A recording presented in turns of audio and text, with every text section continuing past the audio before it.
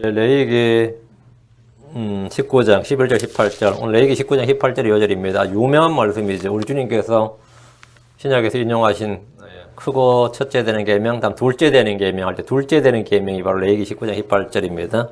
레위기 19장 18절 말씀 같이 읽습니다. 레위기 19장 18절 말씀 같이 읽습니다. 너는 원수를 갚지 말고 내 백성의 자손들에게 불평하지 말며 내 이웃을 내 자신과 같이 사랑하라. 나는 주니라.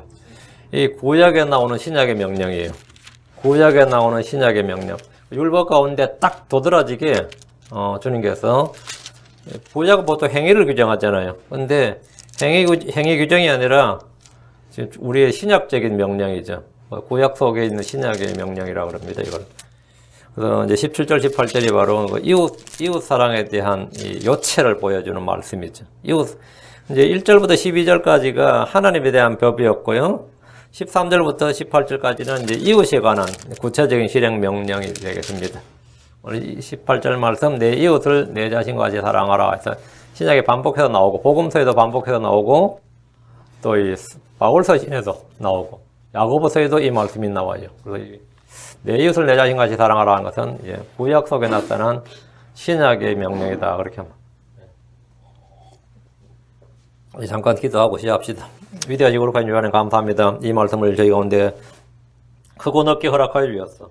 저희가 하나님을 사랑할 뿐 아니라 아버지 저희가 이웃을 그렇게 사랑할 수 있도록 도와주시고 주님께서 우리를 사랑하신 것처럼 내가 너를 사랑과 같이 너희도 서로 사랑하라 하신 이 계명에 가장 부합하는 명령입니다. 사랑 아버지 하나님, 모든 율법과 모든 대언서들, 모든 이 시편에 기록된 모든 말씀들이 이 명령에 달려 있다고 하였사오니 이것이 바로 이 사랑이 바로 율법의 성취고 이것이 율법의 완성입니다. 아버지 하나님, 이것이 왕가의 법이고 우리가 지키면 잘하는 것이라고 하신 그 법인데 하나님께서 저희 마음판에 이 법을 기록해 주셔서 저희가 평생토록 살면서 이 법을 지키게 하여 주시옵소서. 이 법에 따라 저희가 이 명령에 따라 살 수 있도록 은혜 베풀어 주시기를 간구합니다. 말씀의 권능과 영감을 다해 주십시오.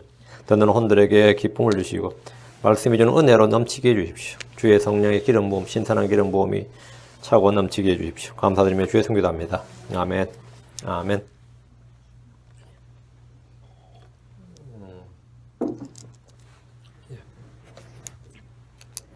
주 하나님 모세를 통해서 이스라엘이 가나안 땅에서 살면서 행하고 지켜야 할 생활의 법도를 말씀해 주셨습니다.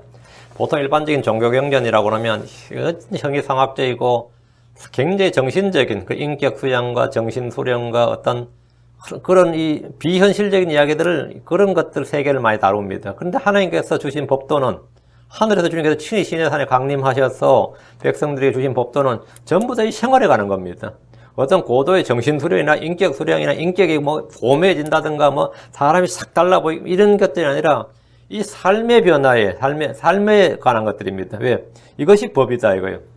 이스라엘은 하나님의 백성으로서 하나님이 없는 이교도들이나 이방인들과 생활 방식, 풍속이 달라야 있습니다. 이스라엘, 이집트나 가나안족 속지나 주변의 여러 민족들과 모든 면에서 완전히 다른 신앙, 다른 철학, 다른 생활 방식, 다른 가치관을 따라서 살아야 하는데 그 핵심이 뭐냐면 하나님이 주신 율법입니다. 하나님이 주신 율법. 이스라엘의 율법은 하나님에 대해서 해야 할 일과 이웃에 대해서 해야 할 일, 그리고 가족 간에 해야 할 일들을 다루고 있습니다. 하나님에 대해서 율법은 하나님 한 분 외에 다른 신이 없다. 하나님 한 분 외에 다른 신이 없다. 이 말은 하나님 한 분 외에는 다른 신을 섬길 수가 없고 경배할 수 없고 절할 수 없고 이름을 부를 수가 없고 하나님 한 분 외에 다른 신이 없다. 이것은 지금은 전 세계에 널리 퍼져 있지만 이 유일신 사상은 구약시대는 이스라엘밖에 없었어요. 구약시대는 이스라엘밖에 없어. 이스라엘만 이 전 세계에서 유일신은 모든 나라는 다 범신론하면 다신론이란 말이에요. 신이 하나밖에 없다 이 말은 뭐죠? 신이 하나밖에 없다는 말은 너희 나라 신들은 너희 민족들은 신은 다 가짜란 말이기 때문에 이건 완전히 이스라엘을 모든 민족들과 구분해주는 완전히 구별해주는 한마디로 이게 거룩이에요. 완전히 다르게 구별짓는 특징이었단 말이에요. 이스라엘은 중동에서 종교의 섬이었다 이거죠. 모든 나라가 다 신론인데 중간에 있는 딱 한 나라, 지중해 연안에 있는 딱 한 나라, 작은 나라 하나가 뭐라고요? 유일신 신앙을 가지고 있는, 유일신 종교를 가지고 있다, 이 말이죠. 하나님 한 분에는 다른 신이 없다. 그 당시 전 세계에서 모든 민족, 나라들은 범신론이고 다신론이었지만, 유일신과를 가진 유일한 민족이 이스라엘이었습니다. 이 점에서 이스라엘은 완전히 구별된 민족이었습니다. 하나님 이스라엘에게 출애굽기 20장 3절에 너는 내 앞에 다른 신들을 두지 말라. 출애굽기 20장 20절에 주 외에 어떤 다른 신에게 희생물 드린 자는 진멸할지니라. 다른 신의 희생물들이 뭔다고요? 종교의 자유가 아니에요. 진멸할지니라 합니다. 하나님 한 분 외에 다른 신들을 전혀 인정하지 않는다는 것은 다른 신들을 믿는 민족이나 그 나라 사람들도 인정하지 않는다는 겁니다. 주님은 출애굽기 23장 13절 내가 너희에게 말한 모든 일에서 신중해하고 다른 신들의 이름을 언급하지도 말며 내 입에서도 들리게 하지도 말지니라. 출애굽기 34장 14절에 너는 다른 신에게 경배하지 말라. 주는 질투란 이름을 가진 질투하는 하나님이니라. 이것이 율법이 가르치고 명령하는 종교관, 신앙관, 신관입니다. 이스라엘은 하나님 한 분에게 경배할 수 없고 희생물을 드리지 못하고 신들의 이름조차도 부를 수가 없었습니다. 신명기 4장 35절에 그것을 내게 보여주신 것은 주 그분은 하나님이시요 그분 외에 다른 신이 없음을 내가 알게 하려 하심이니라. 하나님 한 분 외에 다른 신이 없다는 이 진리는 하나님 모세를 통해 이스라엘에 알려주실 때까지 아무도 알지 못했습니다.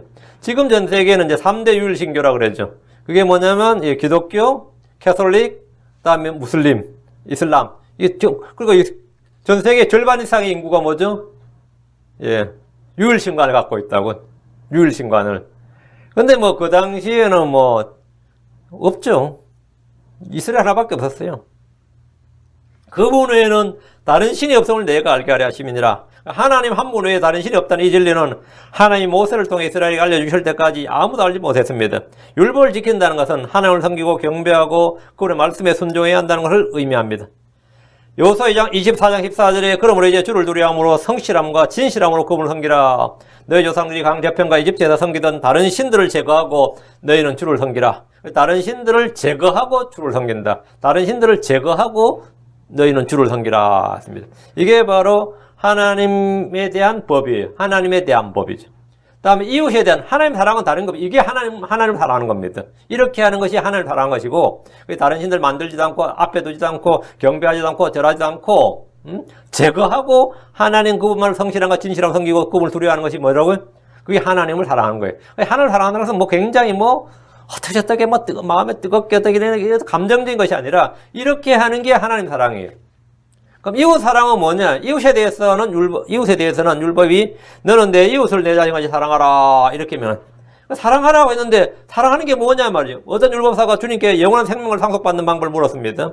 누가복음 10장 25절 보라 어떤 율법사가 일어나 그분을 시험하여 이르되 선생님이여 이 시험하여 이르되 이 말은 뭐냐면 나는 확실히 알고 있는데 너는 뭐라고 하는지 내가 한번 확인해 보겠다 이런 거예요. 어떤 율법사가 일어나 그분을 시험하여 이르되 선생님이여 내가 무엇을 하여 영원한 생명을 상속받으리까 하매 율법사는 이걸 몰라서 묻는 게 아니에요. 시험에서 물었다는 말은 뭐죠? 나하고 다른 말 하면 난 인정 안 해 이런 식이죠. 응? 내가 알고 있는 것하고 다르게 말하면 나는 너 인정 안 해 이런 거란 말이에요. 선생님이 내가 무엇을 하여 영원한 생명을 상속받으리까 하며 율법사는 자기가 무엇을 해야 영원한 생명을 영생을 상속받을 수 있는지 알고자 했는데 주님은 그에게 율법이 무엇이라고 기록되어 있는지 되물으셨습니다. 누가복음 10장 26절 그분께서 그에게 이르시되 율법에 뭐라 기록되어 있느냐 너는 어떻게 읽느냐 율법에 영원한 상속을 얻는 방법에 기록되어 있어요. 율법에 뭐라 기록되어 있느냐 너는 어떻게 읽느냐 하시니 이때 율법사는 율법에 무엇이 기록되어 있고 어떻게 읽는지 답변했습니다. 그는 율법을 통해 영생을 얻는 방법 답을 알고 있었습니다. 율법은 믿음에서 나지 않았지만 그것들을 행하는 자들은 그것으로 말미암아 삽니다. 갈라디아 3장 12절 또 율법은 믿음에서 나지 아니하나니 오직 그것들을 행하는 사람은 그것들 가운데 살리라 했느니라.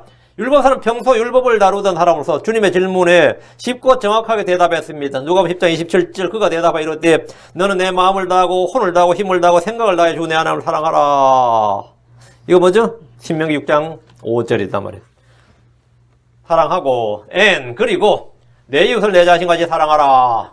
레위기 19장 18절 오늘 본문 말씀 너는 내 이웃을 내 자신같이 사랑하라 하였나이다 하며 율법사는 영생을 얻는 방법을 몰라서 물었던 것이 아니라 자기가 알고 있는 것을 주 예수님께 확인하고 싶어서 물었던 겁니다. 주님은 그의 답변을 들으시고 네가 잘못 알고 있다. 안 있다. 율법으로는 그렇게 될 수 없느니라. 율법으로는 아무도 영생을 얻을 수 없느니라. 율법으로는 구원받을 수 없느니라. 이게 정답이죠. 이렇게 하면 영생을 받아요? 근데 주님께서 대답을 그렇게 안 하셨어요. 사도 바울이 율법의 행위로는 죄를 알게 될 뿐이고 어떤 육체도 하나님 앞에서 의롭게 될 수 없다. 율법의 행위에 속한 자는 다 저주 아래 있다. 이렇게 했는데 주님은 그 율법사의 답변을 들으시고 뭐라고 답변하셨어요? 아직 한참 멀었네. 이 녀석이 성경 흐들었네. 잘못 알고 있네. 율법으로는 의롭게 될 수가 없어. 율법은 영생 받는 법이 없어. 그렇게 안 했단 말이죠. 주님 뭐라? 그분께서 그에게 이르시되, 요한 10장 28절.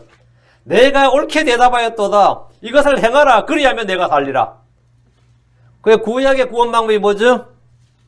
이것을 행하라. 그리하면 내가 살리라. 이것을 행하라. 그리하면 내가 살리라 하시니라. 그럼 주 예수님과 로마서나 갈라디아서 나오는 사도 바울이 구원론에서 서로 다르게 답변한 겁니까?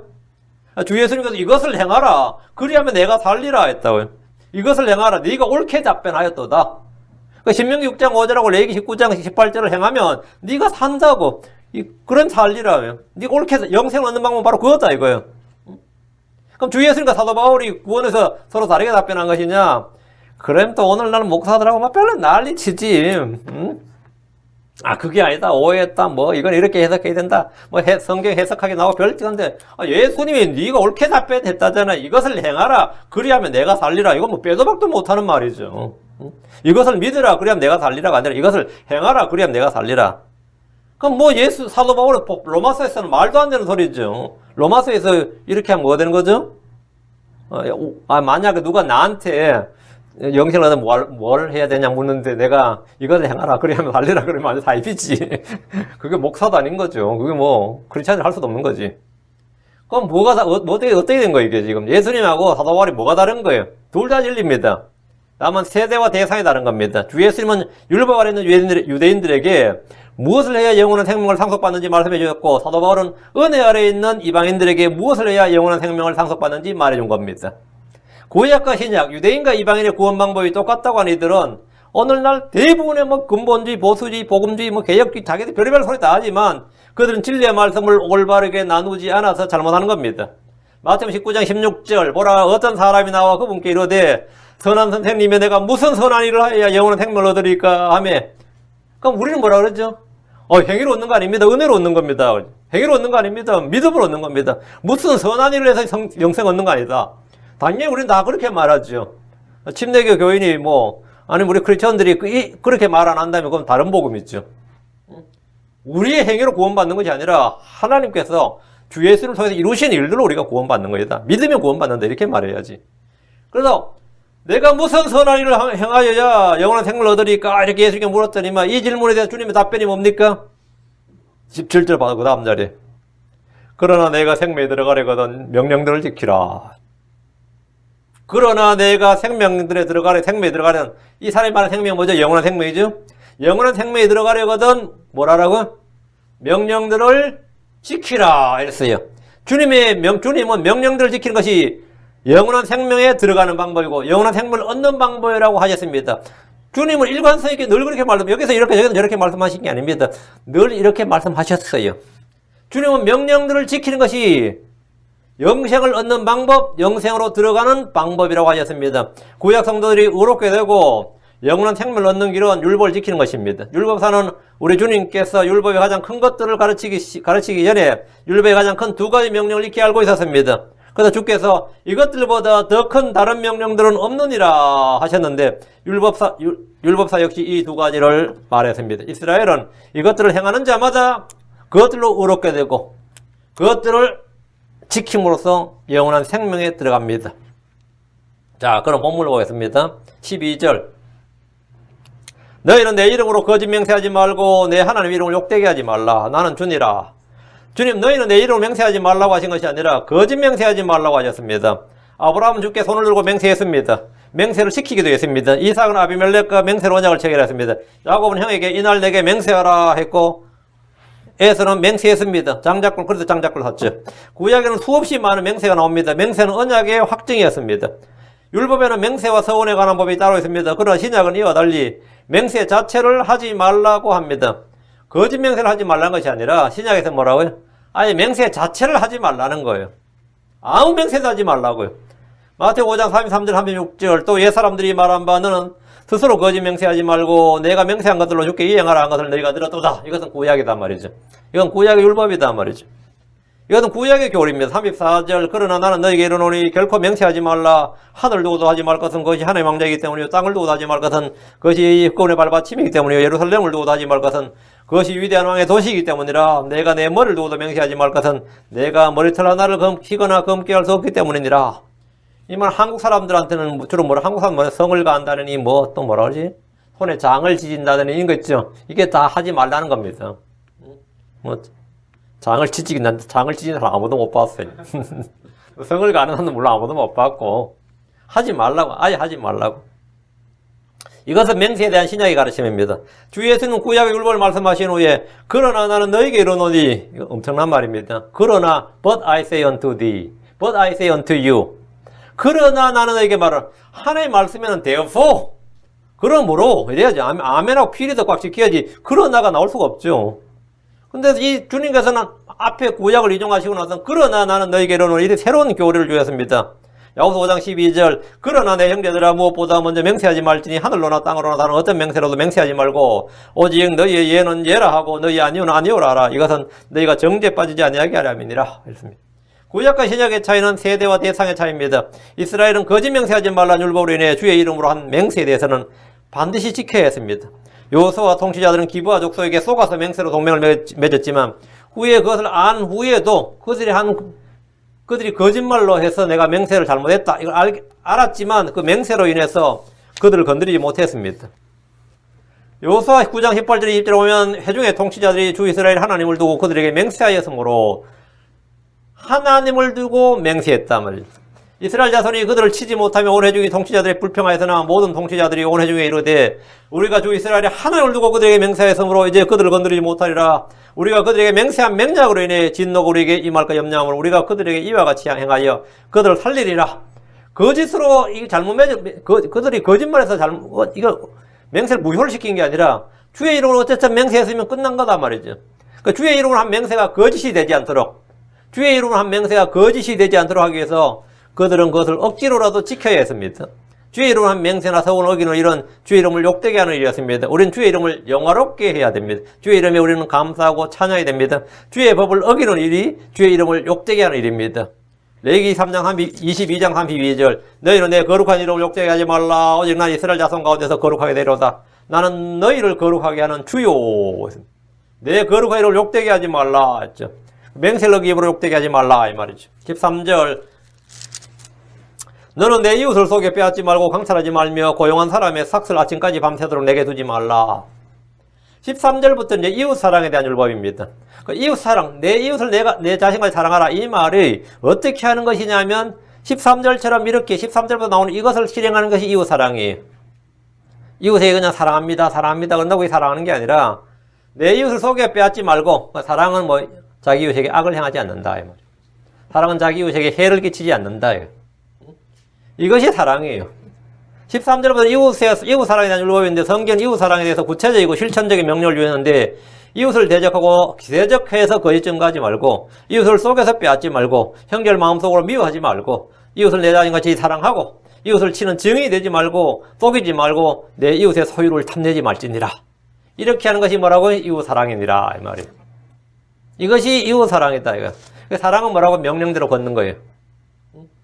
사랑은 뭐냐? 사랑이 뭐냐? 명령대로 걷는 겁니다. 사랑은 명령대로 걷는 거. 이 명령대로 걷는 게 사랑이에요. 하나님은 각 개개인의 자유와 인권과 재산권을 철저히 보장하고 계십니다. 너는 내 이웃을 속여 빼앗지 말고 강탈하지 말라 이 말은 뭐죠? 개개인의 소유. 여러분은 개인주의란 말이 좋은 말 같아요? 나쁜 말 같아요? 개인주의란 말. 한국 사람들은 이 대학 교육을 받아도요. 이 개인주의와 이기주의를 구분하지 못합니다. 왜냐하면 한국 사람은 기본적으로 집단주의예요. 기본 정서가. 최소 집단이 가정이죠. 가정, 가문. 가정을 위해 살아야 된다. 가정을 위해서, 가족을 일으킨다. 이런 최소 이 집단주의, 집단체제 의식을 가지고 있습니다. 다음에 민족적 의식을 가지고 있죠. 그러다 보니까 이 개인주의라는 것은 개인의 자유와 권리를 집단이나 국가가 구속할 수 없고 찬탈할 수가 없다. 이거. 어떤 명분으로도. 어떤 명분으로도. 이 개인주의라는 것은 성경이 바로 개인주의예요. 하나님은 각 개개인의 자유와 인권과 재산권을 철저히 보장하고 계시는데 왕이라도 통치자라도 뭐라고요? 그건 건드릴 수 없다 이거예요. 건드리면 그건 불법이고 범죄다 이거예요. 불법이고 범죄다. 너는 내 이웃을 속에 빼앗지 말고 강탈하지 말라. 이 말씀은 정부나 국가 권력뿐만 아니라 각 개개인이 철저하게 남의 소유를 인정하고 존중해야 된다. 내가 내 소유권을 인정받고 싶으면 남의 것도 철저하게 존중하고 인정해줘야 된다. 정치인은 국가와 집단의 이익을 앞세워서 개인의 권리와 자유와 심지어 재산까지도 생명까지 빼앗으려고 듭니다. 요즘 은행들은 투자 정보를 주면서 개인의 돈을 합법적으로 속여서 빼앗습니다. 돈 다 털어먹어요. 예금하러 왔는데 이거 투자하라 저거 투자해보라고 아주 가진 말로 속이면 사람들 금융정보를 한국 사람은 부동산 투기 빼고는요. 저축, 적금, 부동산 투기 빼고는 금융 문맹입니다. 이거 절대 원금 손실 보지 않는다고 해요. 이번에 뭐 난리 났죠. 뭐 늙은 노인들 돈 다 털어갔어요. 평생 묵은 돈 그냥 한 번에 뭐 원금까지 다 털어가는 거죠. 그럼 법적으로 문제 있느냐? 없어요. 합법적으로 속여서 빼앗습니다. 책임 안 져요. 아무도. 우리 늘 하는 말이 있죠. 공짜는 없다는 말 하죠. 이것만 잘 외워둬도 본래 손해 안 봅니다. 공짜로 생각되는 거, 그냥 이익으로 돌아올 것 같은 것은 거기는 반드시 대가를 치르게 되어 있습니다. 어떤 사람도 내가 부자가 되라고 정보를 주지 않습니다. 진짜 부자가 될 정보 있으면 지가 처먹지. 내가 부자가 되라고 어떤 정보를 줬다는 말은 그거 가짜란 말입니다. 그게 은행이든 정부든 누구든지. 정부는 절대 믿으면 안 됩니다. 노무현 씨 믿었다가 망한 사람 많습니다. 지금 문재인 씨 믿었다가 지금 망할 사람도 많습니다. 부동산 안 오른다 그랬죠? 그럼 반드시 오릅니다. 그럼 반드시 올라요. 누가 돈이 있다고 생각이 되면 사업을 권하고 투자를 권하고 빌려달라고 조르고 도와달라고 외치고 이런 자를 망보로 빼앗으려 듭니다. 불나방처럼 덤벼듭니다. 어떻게 냄새를 맡고 오는데 그럼 그건 전부 다 뭡니까? 속에 빼앗는 거예요. 자기 이익을 위해서 이웃에게 손해를 끼치는 모든 일이 속에 빼앗는데 속에 빼앗는다 하기는 뭐죠? 자기도 양심에 거리끼니까 속에서 빼앗을 수는 없잖아요. 그럼 사기치는 것처럼 되니까 뭐하나? 투자하라, 동업하자 이렇게 하는 거예요. 투자하라, 동업하라. 강탈하지 말라는 것은 자기 이웃이 만만해 보이고 약하고 힘이 없고 어리숙해 보인다고 해서 그들의 소유를 어떤 방식으로도 빼앗지 말라는 겁니다. 강탈은 속여서 빼앗는 것과 달리 폭력이나 권력 등을 이용해서 누군가의 소유를 부당하게 빼앗는 행위를 말합니다. 아버지 없는 아이, 노약자, 과부입 등이 이웃이라면 그들을 도와야지 그들을 강탈해서는 안 됩니다. 다음 고용한 사람의 삭슬 아침까지 밤새도록 내게 두지 말라. 급여를 미루어주는 일은 죄입니다. 고용주가 일꾼의 품삯을 제날에 주지 않고 그 다음 날에 주거나 몇 날이 지나서 주는 일은 범법입니다. 일을 시켜놓고 제때 돈을 주지 않는 것은 노동자의 권리 침해 정도가 아니라 품꾼의 가족들의 생계와 삶을 위협하는 일입니다. 품꾼은 하루에 해가 지고 품삯을 애타게 기다립니다. 그런데 내일 주겠다든지 며칠 뒤에 주겠다는 식으로 미루거나 떼어먹는 일이 그건 이웃 사랑이 아닙니다. 하나님 이 일에 대해서 심판하십니다. 말라기 3장 5절에 내가 심판하려고 너에게 가까이 말이니 내가 심판하려고 너에게 가리니 이 말입니다. 내가 심판하려고 너에게 가리니 곧 내가 마법사와 간음한 자와 거짓 맹세하는 자와 품삯으로 품꾼을 억누르고 과부와 아버지 없는 자를 학대하며 타국을 쫓아내어 그의 권리를 빼앗고 나를 두려워하지 아니하는 자들을 대적할 신속한 증인이 되리라 만군의 주가 말하노라. 이게 전부 되게 뭐죠? 예, 이웃사랑하지 않는 자들을 말한 거죠. 그게 뭐냐면 그의 권리를 빼앗고 임금체불이 범법이고 죄요. 주께서 이미 금지하신 법이라는 사실을 분명하게 알아야 됩니다. 14절 너는 귀먹은 자를 저주하지 말고 눈먼 자 앞에 걸림돌을 놓지 말며 오직 내 하나님을 두려워하라. 나는 주니라. 이것은 이웃이 장애인일 때 어떻게 해야 하는가에 대한 법입니다. 이웃사랑은 이웃의 신분이나 지위와 관련 없이 항상 동일하게 적용됩니다. 경제적 약자에 대해서나 신체적 약자에 대해서나 우리는 동일한 사랑을 베풀어야 됩니다. 귀먹은 자, 눈먼 자는 장애인을 대표해 드립니다. 우리는 눈먼 자나 귀먹은 자를 누가 만들었는지 기억해야 됩니다. 출애굽기 4장 11절에 주께서 그에게 이르시되 누가 사람의 입을 만들었느냐? 누가 말 못하는 자나 귀먹은 자나 눈먼 자를 만들었느냐? 나 주가 아니냐? 그러니까 귀먹은 자나 눈먼 자를 뭐 하는 건 뭐가 되는 거죠? 예, 그거를 만드신 주를 멸시하고 모독하는 일이다 말이죠. 귀먹은 자를 저주하지 말라는 것은 그가 듣지 못한다고 해서 어차피 귀를 먹었으니까 내가 하는 말 못 들을 거 아니에요. 귀먹은 자를 저주하지 말라는 것은 그가 듣지 못한다고 해서 욕설이나 험담이나 저주와 같은 말을 해도 된다는 것이 아닙니다. 눈먼 자 앞에 걸림돌을 두지 말라는 것은 앞을 보지 못하는 사람이라고 해서 내가 한 일을 맹인이 알 수 없다. 응? 뭐 못 봤으니까. 남이 못 본다고 해서 그런 일을 해서는 안 된다 이 말입니다. 상대는 내가 한 말을 알아듣지 못하고 내가 한 일을 보지 못한다 해도 하나님은 다 듣고 보고 계십니다. 사람은 내가 한 말을 못 알아듣고 아니면 뭐 못 들을 수 있고 잘못 알아들을 수도 있고 전혀 못 들을 수 있죠. 하나님은 다 듣고 보십니다. 내가 이웃에게 하는 일에 대해서 하나님은 다 기록하고 계십니다. 사람은 뭐 못 볼 수 있죠. 사람은. 그래서 내 하나님을 두려워하라고 하신 겁니다. 내가 한 일을 아무도 보지 못했고 아무도 듣지 못했다고 해서 괜찮은 것이 아닙니다. 잠언 24장 12절에 말하기를 보라 우리는 그것을 알지 못하였노라 할지라도 마음을 살피시는 이가 그것을 깊이 생각하지 아니하시겠느냐. 또 내 혼을 지키시는 이가 그것을 알지 아니하시겠느냐. 그분께서 각 사람의 행위대로 각 사람에게 보응하지 아니하시겠느냐. 우리가 알지 못하였노라 할지라도 주님은 각 사람의 행위대로 각 사람에게 보응하십니다. 시편 62편 12절 오 주여 긍휼로 주께 속하여 사오니 주께서는 각 사람에게 그의 행위대로 갚으시나이다. 각 사람에게 그의 행위대로 갚으시나이다. 이런 이유로 우리는 주 하나님을 두려워함으로 귀먹은 자 앞에서도 말조심하고 귀먹은 자 앞에서도 말조심을 하고 눈먼 자 앞에서도 행동을 우리의 행위를 조심해야 됩니다. 눈먼 자 앞에서도 뭐 못 본다고 뭐 내가 마음대로 할 수 그 사람 앞에서 마음대로 할 수 있는 게 아니다 이 말입니다. 아무도 보는 사람이 없다 해서 내가 마음대로 할 수 있는 게 아니다 이 말이에요. 예, 하나님은 다 뭐라고요? 보신다. 하나님은 다 들으신다. 15절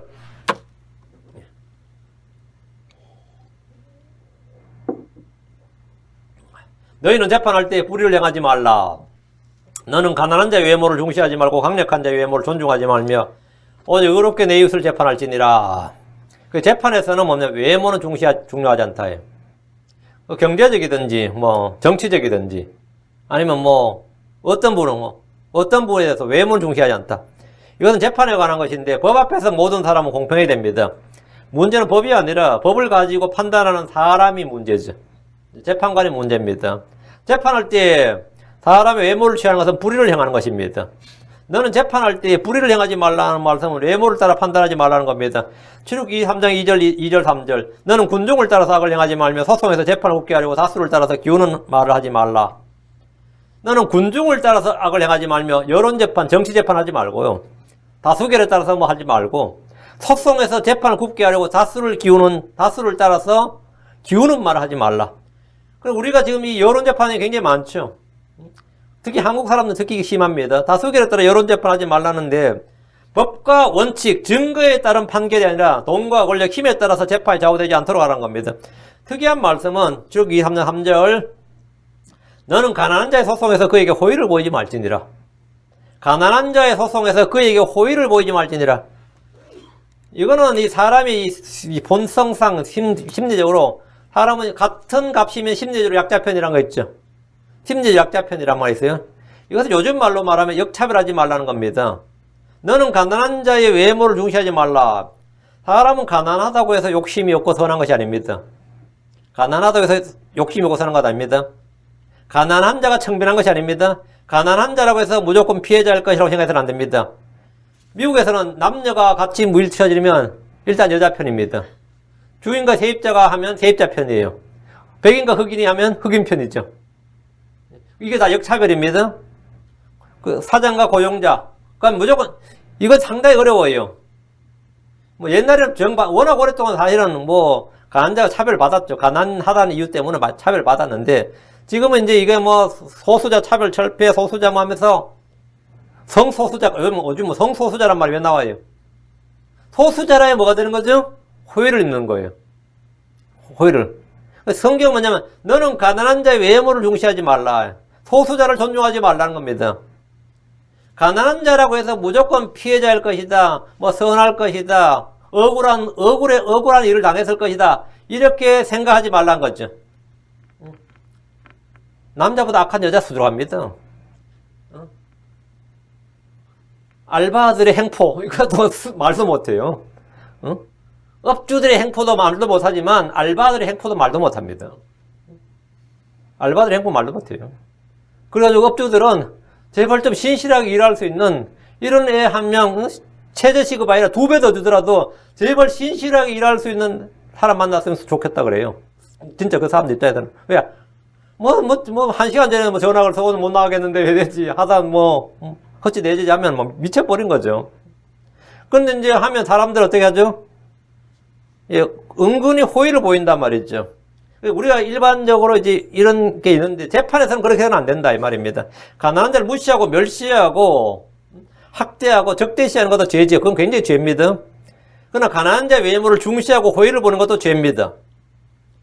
지금 15절에 강력한 자의 외모를 존중하지 말라. 재판할 때 부자나 권력자나 학자나 고위 공직자 등 높은 자, 큰 자를 존중하지 말라 이 말입니다. 재판의 핵심은 의롭게 하는 겁니다. 의가 없는 재판은 사법의 농단입니다. 그러니까 이제는 사실 어떤 범죄를 저질 때 검찰한테 올라갈 땐 경찰에서 조사를 하고 제가 볼 땐 그래 검찰 개혁이 별거 없어요. 검찰한테 올라갈 때는 직업, 재산, 직업, 재산 뭐 다 지고 A, B로 올려가지고 판단해. 그리고 마지막 판단 끝나고 나서는 뭡니까? A가 누구고 B가 누군지 가르쳐주는 거예요. 딱 지우고 진짜 이때가 진짜 블라인드 채용이 아니라 조서만 보고 블라인드 조서를 작성해가지고 판단을 내려가지고 이놈이 잘못 맞네 하면 A가 누구고 B가 누굽니다. 아이고 큰일 났네. 그건 나중 문제고. 감정과 뭐라고 저걸 이입하지 말라고요. 근데 지금 뭐 법이 그래요? 처음부터 뭐 이름 쓰고 뭐 쓰고 하면서 다 드러나니까 이 편견과 선입견이 그대로 작동을 하는 거죠. 그대로. 진짜 뭐 채용 문제가 아니라 진짜 재판에서 사실은 이게 이름까지 싹 다 지워버리고 이제 다 하고 나서 조서에서 경찰 조서에 다 끝나고 나서 사람을 만나서 저걸 해야 돼요. 그게 오히려 나을 겁니다. 아니면 검찰까지 어쩔지 몰라도 판결에서는 A, B로 그냥 이름을 통일시켜가지고 판사 재판을 하면 간단할 거야. 그럼 A가 누군지 B가 누군지 나중에 판결 끝나고 나서 A가 누구 B가 누군지 딱 나오겠죠. 이게 뭐냐 성경이 말하는 재판입니다. 재판할 때 외모를 중시하지 말고 외모를 존중하지 말고 16절 너는 내 백성 가운데서 소문을 퍼뜨린 자처럼 여기저기 다니지 말고 또 서서 내 이웃의 피를 대적하지 말라 나는 주니라. 소문을 퍼뜨린 자랑 거짓 소문을 퍼뜨린 자를 말합니다. 유언비어를 퍼뜨리고 비방, 험담, 욕설 등을 사람들 사이에 퍼뜨려서 사람의 명예를 다른 사람의 명예를 떨어뜨리고 평판을 나쁘게 만들고 권리나 이익을 침해한 행위를 하는 것은 범죄입니다.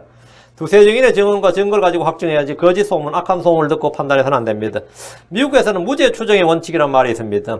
여러분이 미국에 재판 받을 때 보면 전부 다 범죄자들이 양복 입고 재판 받죠.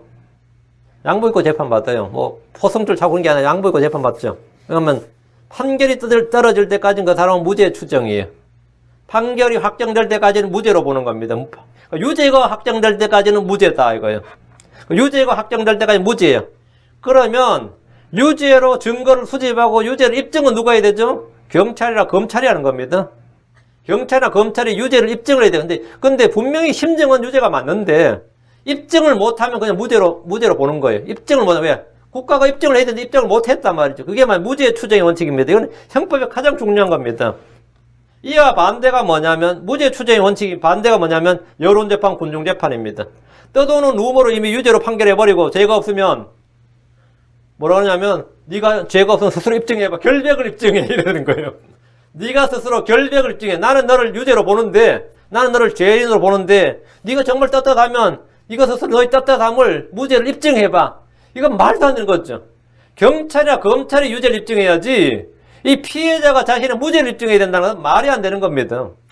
근데 지금 대한민국 같은 경우는 대부분 다 이런 식이에요. 저희 시대 때 속옷을 아주 잘 만드는 회사가 있었어요. 그 제임스 딘이라고 해가지고 우리 때 아주 히트친 속옷이. 그게 아마 그 개그맨 출신, 코미디언 개그맨 출신의 그 사람 사장이었어요. 주병진 씨라고.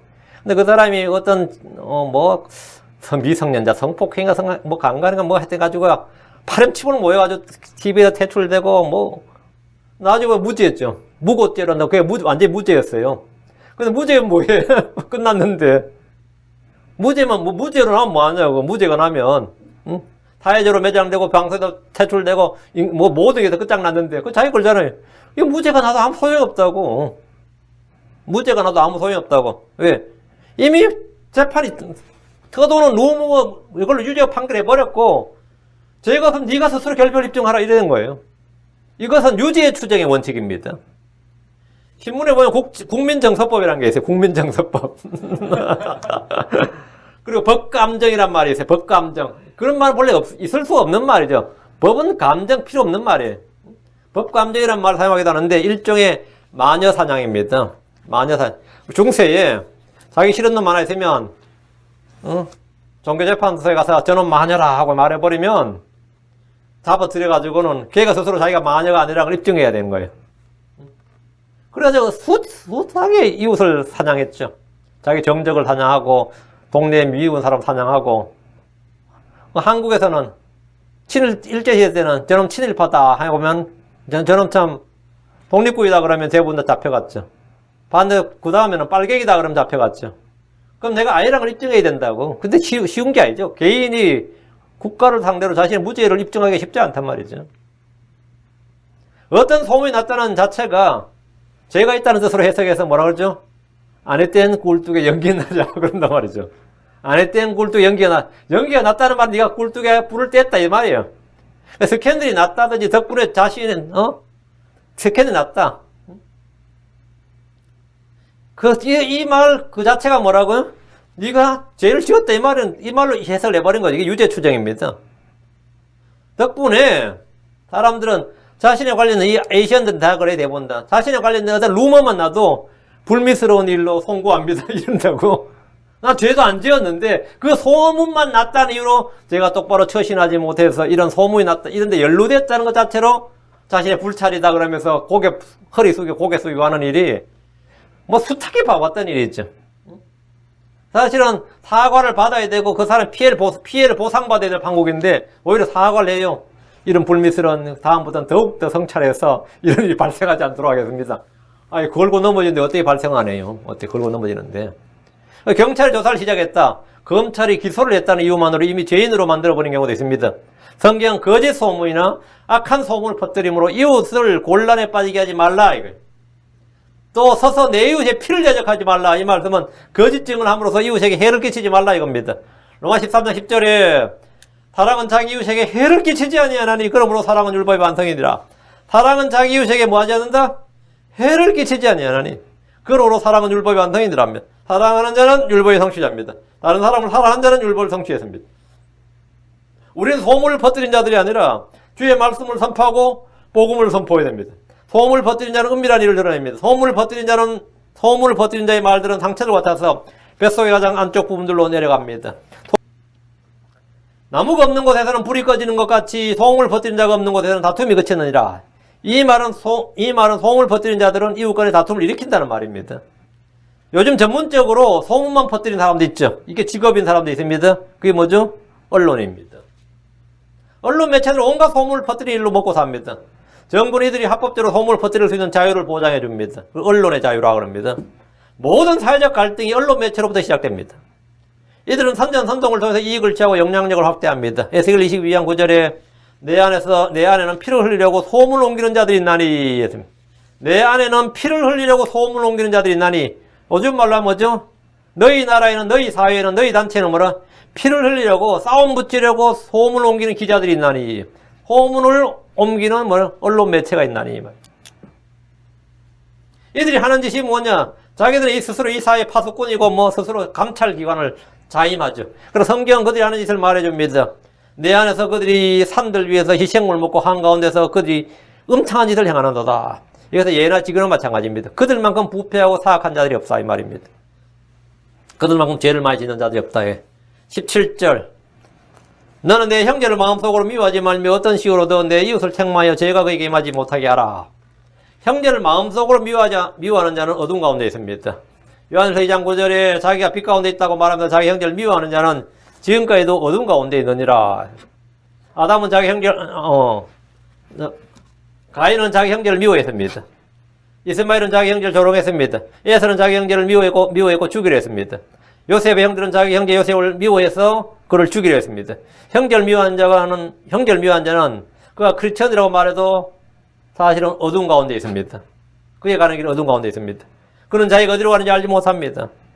요한일서 2장 11절 자기 형제를 미워한 자는 어둠 가운데 있고 걸으며 자기가 어디로 가는지 알지 못하는 이는 그 어둠이 그의 눈을 멀게 하기 때문이라. 형제를 미워할 때 마음은 어둠으로 가득 차게 되고 그 어둠이 그의 눈을 멀게 한다는 겁니다. 자기 형제를 미워하는 자는 살인자입니다. 요한일서 3장 15절 누구든지 자기 형제를 미워하는 자는 살인하는 자 속에는 영혼은 생명이 거하지 아니하나니 자기가 본 형제 자기 형제를 사랑하지 아니한 자가 영혼은 생명이 거하지 아니한 줄 너희가 아느니라. 하나님을 사랑한다고 말한 크리스천들이 자기 형제를 미워하면 그건 거짓말한 자입니다. 요한일서 4장 20절 어떤 사람이 나는 하나님을 사랑하노라 하고 자기 형제를 미워하면 그는 거짓말하는 자요.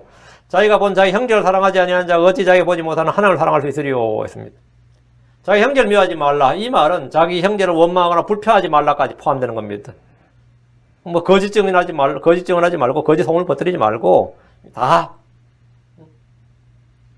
우리 주님께서 이불에서 말씀하신 것이 뭐냐면 마태복음 5장 22절 나는 너희에게 이르노니 그러나 누구든지 까닭없이 자기 형제에게 화를 내는 자는 심판의 위험에 처하게 되고 누구든지 자기 형제에게 나아가라 하고 말한 자는 공의 위험에 처하게 되거니와 누구든지 너 어리석은 자여 하고 말한 자는 지옥불의 위험에 처하게 되리라. 자기 형제에게 까닭없이 화를 내지 말라. 여기서 까닭없이란 말이 굉장히 중요합니다. 까닭없이 뭐 까닭없이 화를 내고 까닭없이 뭐 나아가라 하고 까닭없이 어리석은 자야 이러면 안 되죠. 우리는 다 까닭이 있어야지 이유 없이 그렇게 해서는 안 되고 형제는 미워하거나 멸시해야 되는 것이 아니라 존중하고 사랑해야 하는 존재라 이 말입니다. 율법은 정신수양이나 심신수련을 위해서 주어진 것이 아니고 우리가 일상의 삶에서 일상의 생활에서 구체적인 실행 규례들을 말해주고 있습니다. 이 종교의 기능과는 전혀 다른 겁니다. 율법은 일상의 우리 삶에 대한 겁니다. 사람들은 종교가 인격 함양을 해준다고 생각합니다. 그렇죠? 마음의 평안을 주고 인격을 함양해주고 나의 어떤 정서에 어떤 도움이 되고 이런 생각을 하겠지만 하나님의 말씀은 언제나 우리의 실생활에서 구체적인 실행 방법, 삶의 방식을 제시해 주는 겁니다. 이게 바로 하나의 말씀이에요. 하나의 말씀. 여러분 어떤 종교 경제도 이런 식의 가르침이 아닙니다. 배운다 정신수련이나 인격수련이나 어떤 마음의 평안이나 뭐 이런 걸 추구하는 걸로 쭉 가 있지만 성경 지금 하나하나가 뭐죠? 우리가 삶에서 이웃 사랑을 어떻게 해야 되느냐, 하나님 사랑을 어떻게 하는 것이냐, 지금 이걸 이야기하는 거예요. 이걸 하는 게 인격이지, 사실. 이걸 하는 게. 누가 나에게 해를 끼치거나 죄를 지을 때 우리는 마음속으로 형제를 미워하지 말고 그를 책망하고 바로잡아줘야 됩니다. 17절 지금 어떤 식으로든 내 이웃을 책망하여 죄가 그에게 임하지 못하게 하라. 이게 율법이에요. 성경 교리와 책망과 바로잡음과 의로교육하게 유익합니다. 교리를 바탕으로 꾸짖는 것이 뭐죠? 책망입니다. 교리를 바탕으로 꾸짖는 게 책망이에요? 그냥 꾸짖는 건 비난이죠. 책망은 비난이 아닙니다. 책망은 비판이 아닙니다. 책망은 불평이 아닙니다. 책망은 짜증내는 게 아니에요. 죄를 짓고도 회개하지 않은 형제를 꾸짖는 것은 마땅히 형제로서 해야 할 의무고 책무고 권리입니다. 누가복음 17장 3절에 너희는 스스로 주의하라. 만일 내 형제가 내게 범법하거든 그를 꾸짖고 그가 회개하거든 그를 용서하라. 범법하면 꾸짖고 회개하면 용서하라. 이건 딱 알아두세요. 범법하면 뭐라고요? 꾸짖고. 근데 한국 사람은 반대로 해요. 범법하면 용서하고 회개하면 꾸짖어요. 범법하면 용서하고 잘못했다 회개하면 뭐하죠? 지금 니 그렇게 사는 거 아니야? 그러면서 그때도 꾸짖어요. 범법하면 꾸짖고 회개하면 용서해야 된다. 회개하면. 내가 잘못했다 그렇게 말하면 진짜 용서하는 사람들 보면 무슨 일이 있었어? 나 잊었는데? 깨끗이 용서했다 이 말이에요. 깨끗이 용서했다. 그런데 네가 그게 한두 번이냐? 그러면 그때부터 시작한 사람 있죠. 회개하면 이제 그때부터 시작한 사람이 있어요. 그때부터. 꾸짖기 시작한다. 그때부터. 회개하면 그때부터. 완전히 거꾸로 해버린 거죠. 욕하기는 쉽지만 꾸짖기는 어렵습니다. 누군가를 비난하는 일은 너무나 쉽지만 바로잡아주는 일은 어렵습니다. 율법은 지금 어떤 식으로든 내 이웃을 책망하여 죄가 그에게 임하지 못하게 하라 했습니다. 에스겔 33장 4절 6절 어떤 사람이 나팔 소리를 듣고도 경고를 받아들이지 아니함으로 칼이 임하여 그를 제거하면 그의 피가 그의 머리에 돌아가리라. 그가 나팔 소리를 듣고도 경고를 받아들이지 아니하였은즉 그의 피가 그에게 돌아가려니와 경고를 받아들인 자는 자기 혼을 건지리라. 그러니까 경고를 해줘야 된다 이 말이에요. 경고를 받아들이면 자기 혼을 건진다 이거예요. 경고와 책망을 받아들인 자, 꾸짖음을 받아들인 자, 그럼 그 사람은 혼을 건진다 이거예요. 근데 받아들이지 않아서 생긴 일은 그의 책임이에요. 근데 아예 경고를 하지 않는다면 그것은 나의 책임입니다. 에스겔 33장 6절. 그러나 칼이 임하는 것을 파수꾼이 보고도 나팔을 불지 아니하여 백성의 영광을 받지 못하였으므로 칼이 임하여 그들 가운데서 어떤 사람을 취하면 그는 자기 불법 가운데서 제거되었거니와 그의 피는 내가 파수꾼의 손에서 요구하리라. 하나님은 대언자들에게 이스라엘의 죄와 야곱의 불법을 보여주고 소리 높여 외치라고 하였습니다. 에스겔 33장 8절. 내가 사악한 자에게 말하기를 오 사악한 자야 내가 반드시 죽으리라 할 때 내가 그 사악한 자에게 말로 경고하여 그의 길에서 떠나게 하지 않으면 말로 경고하여 그의 길에서 떠나게 하지 않으면 그 사악한 자는 자기 불법 가운데 죽으려니와 그의 피는 내가 내 손에서 요구하리라. 이것은 신약에서도 마찬가지다 이 말입니다. 신약에서도 책망하는 이런 모든 성도들의 요구되는 사역입니다. 디모데전서 5장 20절에 죄 짓는 자들을 모든 사람들 앞에서 꾸짖어 다른 사람들도 두려워하게 하라. 죄 짓는 자들을 모든 사람들 앞에서 꾸짖어 다른 사람들도 두려워하게 하라. 이렇게 하니까 사람을 떠나더라고요. 제가 이제 교회에서 설교를 해보니까 뭐 목사가 강단에서 고래고래 고하면 되고 어쩌고 저쩌고 정말. 근데 그건 사역이에요. 죄 짓는 자들을 모든 사람들 앞에서 꾸짖어 다른 사람들을 두려워하게 하라. 예. 사도 바울은 디모데에게 죄를 짓는 자들을 어떻게 해야 되는지 가르쳐 주었습니다. 디모데후서 4장 2절. 말씀을 선포하라. 때에 맞든지 맞지 아니하든지 긴급히 하라. 모두 오래 참음과 교리로 책망하고 꾸짖고 권면하라. 뭐 하라고요? 책망하고 뭐로? 오래 참음과 교리로 책망하고 꾸짖고 권면하라. 그럼 보통 이렇게 하면 어떠냐면 교회 깨먹어요. 이렇게 하면 대부분 떠나요. 욕하면 떠나요. 뭐 그 자리에서 회개하고 뭐 이런 사람 거의 없습니다. 엄청나게 독하게 비난하면서 떠나고 막 별의별 소리 다 하면서 떠나죠. 대부분 다. 만약 오늘날 교회에서 목사가 이런 식으로 경고하고 책망한다면 많이들 뭐라죠? 목사가 은혜가 없다, 사랑이 없다, 인격이 덜 성숙했다, 뭐 성장을 못했다, 좀 더 낮아졌다면 자기들이 아는 말 다 해버립니다. 자기들이 아는 말 다 해버려요. 그러나 비난하고 대들고 떠날 겁니다. 디도서 1장 13절 이 증언이 참되도다. 그러므로 그들을 엄히 꾸짖으라. 이것은 그들이 믿음 안에서 건전한 자가 되어 엄히 꾸짖으라. 그들 엄히 꾸짖으라. 디도서 2장 15절 이것들을 말하고 권면하며 모든 권위로 꾸짖고 아무도 너를 없인 여기지 못하게 하라. 모든 권위로 꾸짖고 어떤 식으로든 말이에요. 이렇게 내 이웃을 책망해라 말이에요. 책망하고 꾸짖으라 말이죠. 우린 죄와 불법에 대해서 방조자가 되어서는 안 됩니다. 그래서 눈을 감아서도 안 돼요. 형제의 잘못을 보면 드러내어 꾸짖는 것이 은밀하게 살아가는 것보다 훨씬 낫습니다. 야고보서 5장 1절에 그 죄인을 그의 길의 잘못에서 돌아서게 하는 자가 한 혼을 사망에서 구원하며 허다한 죄를 덮을 것임을 그가 알게 할지니라. 돌아서게 하는 자. 이면 뭘로 꾸짖고 책망했어요. 18절입니다. 너는 원수를 갚지 말고 내 백성의 자손들에게 불평하지 말며 내 이웃을 내 자신같이 사랑하라. 나는 주니라. 율법은 너는 내 원수를 갚지 말라 합니다. 근데 이제 크게 오해하는 게 원수를 갚으라고 이렇게 이해하는 사람도 있습니다. 원수는 누가 갚냐면 국가 공권력이 갚아요. 재판관이 갚는다고. 내가 내 아들이 죄를 지어도 그거는 성문의 장로들한테 데려가서 그래서 재판을 받게 해서 거기서 뭐 죽이든 뭘 하든 뭐 매질하든 그거는 원수를 갚는 일은 뭐 재판관이 하는 일이에요. 근데 개인적 사적 복수는 사적 보복은 언제나 구약이나 신약이나 다 금지되어 있습니다. 사적 보복. 근데 또 갚는 사람도 있죠. 그러니까 이제 도피성도 나오고 그런 거죠. 주께서 원수 갚는 분이 주께서 원수 갚는 일은 뭐라? 주께 속한 것이다. 내가 원수를 지게 스스로 갚는 것은 월권이죠. 주께서 원수 갚는 분이십니다. 원수를 갚지 말고 언젠가 내가 갚으리라 이런 마음도 갖지 말고. 다음, 내 백성의 자손들에게 불평하지 말라. 광야의 백성들은 모세에게 계속 불평했습니다. 아론에게도 불평했습니다. 그러다가 주께 불평했습니다. 불평은 만족하지 못하기 때문에 나옵니다. 불평은 탐욕으로 나옵니다. 불평은 은혜를 알지 못할 때 나옵니다. 불평은 감사하지 않을 때 나옵니다. 입에서 나오는 불평은 마음에 있는 불신의 증거고 이게 사인입니다. 내 마음 상태가 어떠하다는 것은 증거예요. 표적입니다.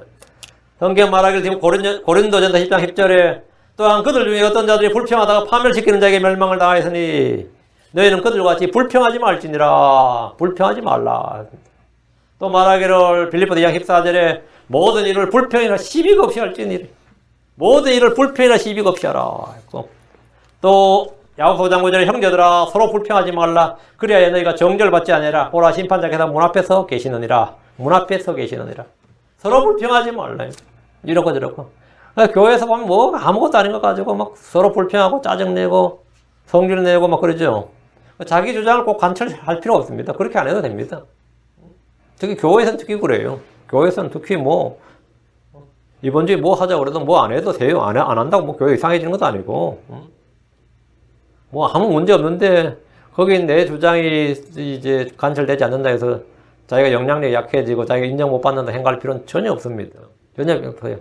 근데 교회마다 아이고 뭐 저희 교회 같이 작은 교회는 그나마 다행이죠. 약간만 큰 교회 가면요 부엌에도 주방에도 권력이 있습니다.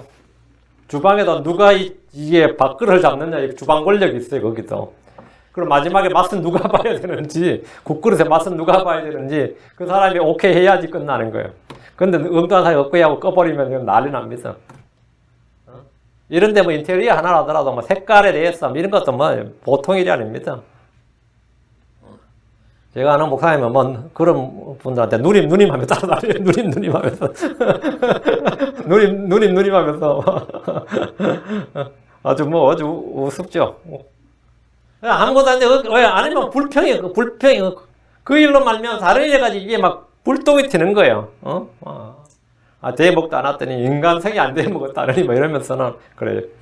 불평 없이 서로 대접하라. 우리는 불평 대신에 불평 대신에 감사해야 됩니다. 감사하지 못할 사정이라면 차라리 침묵하는 것이 훨씬 낫습니다. 다시 18절. 내 이웃을 내 자신같이 사랑하라. 내 이웃을 내 자신과 같이 사랑하라. 이것은 주께서 율법에서 가장 큰 두 가지 명령을 말씀하실 때 둘째 계명이라고 하신 겁니다. 마가복음 10장 31절에 둘째 명령 곧 이것과 같으니 너는 내 이웃을 내 자신과 같이 사랑하라 이니라. 레위기 19장 18절이죠. 이것들보다 더 큰 다른 명령 없느니라. 주님은 성경의 모든 율법과 대언자들의 글이 이 두 명령에 달려있다, 매달려있다고 하셨습니다. 마태복음 22장 40절 모든 율법과 대언자들의 글이 이 두 명령에 매달려있느니라 하시니라. 모든 율법은 첫째 계명인 하나님 사랑, 둘째 계명은 이웃 사랑에 매달려있다 이 말입니다. 특히 내 이웃을 내 자신과 같이 사랑하라 하신 이 말씀 안에 모든 명령이 간략하게 들어있습니다.